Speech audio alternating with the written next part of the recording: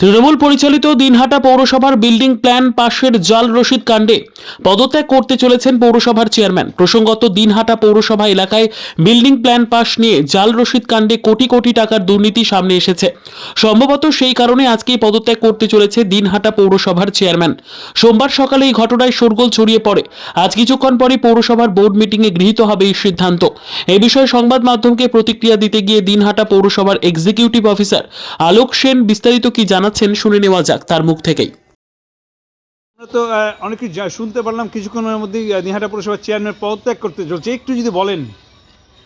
না, এরকম একটা খবর আমার কাছেও আছে, হয়তো আজকে একটা পদত্যাগ হবে, পৌরসভার চেয়ারম্যান পদত্যাগ করবেন বলে আমি খবর পেয়েছি। তবে খবরের সত্য সম্পর্কে যা বুঝতে পারছি না। তবে যা তার প্রিপারেটরি ওয়ার্ক যেগুলো আছে, একজন এক্সিকিউটিভ অফিসার হিসেবে যে প্রিপারেশনগুলো নিয়ে রাখা দরকার, সেগুলোর জন্য আমরা সকালবেলা 8টা থেকেই বসেছি। আমি এবং বল সাহেব আমরা বসেছিলাম, সেই প্রিপারেশনগুলো আমরা নিয়ে রেখেছি। Now we have to wait and see কী ঘটে।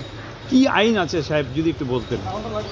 আইন আছে, ভ্যাকেন্সি চেয়ারম্যানের তৈরি হতে পারে একটা বোর্ড থাকাকালীন দুভাবে। একভাবে হচ্ছে চেয়ারম্যান যদি মারা যান, বেঁচে না থাকেন, তাহলে একটা ভ্যাকেন্সি। আরেকটা ভ্যাকেন্সি হতে পারে যদি চেয়ারম্যান আর থাকতে না চান বা তাকে কেউ সরিয়ে দিতে চায়, অর্থাৎ বাকি বোর্ড মেম্বার তাকে সরিয়ে দিতে চাইছে। এক্ষেত্রে আমার মনে হচ্ছে যে যদি এখানে কোনো ভ্যাকেন্সি হয়, সেটা হচ্ছে চেয়ারম্যান থাকতে চাইবেন না বা রেজিগনেশন দেবেন, এরকম কিছু হলেও হতে পারে। এরপরে কি জানতে চাইছেন যে এরপরে কি প্রসিডিওর আছে? এমনি আইনে যে প্রসিডিওর রয়েছে, মানে সেকশন 18 এবং রুল 6 যা বলা রয়েছে আমাদের, তাতে রয়েছে যে একটা রেজিগনেশন তিনি দেবেন বোর্ডের কাছে, যে বোর্ড অফ কাউন্সিলর, সেখানে রেজিগনেশনটা দিতে হয়।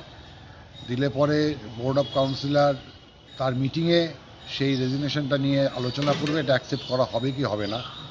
সেখানে সেই মিটিংয়ে যে চেয়ারপারসন থাকবেন, চেয়ারম্যান নিজে যদি থাকতে না চান তাহলে ভাইস চেয়ারম্যান, ভাইস চেয়ারম্যান যদি অ্যাভেলেবেল না থাকেন তাহলে 3জন কাউন্সিলরও সেটা চালিয়ে নিয়ে যেতে পারেন সেই মিটিংটা।